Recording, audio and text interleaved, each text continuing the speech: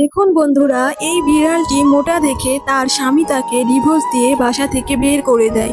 বিড়ালটি এতিম হওয়ার কারণে সে রাস্তায় বসে থাকে এবং গাছের নিচে থেকে তার একটি বাচ্চা হয়। আর তার স্বামী এইদিকে অন্য মেয়ের সাথে ফুর্তি করতে থাকে।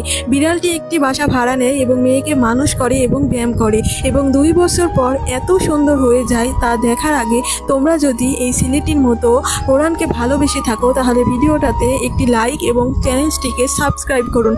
2 বছর পর অনেক সুন্দর হয়ে যাওয়ার কারণে তার স্বামী অন্য জায়গায় বিয়ে করতেছিল, তাকে দেখে সে তার কাছে ক্ষমা চায়, কিন্তু বিড়ালটি তাকে ছেড়ে চলে যায়।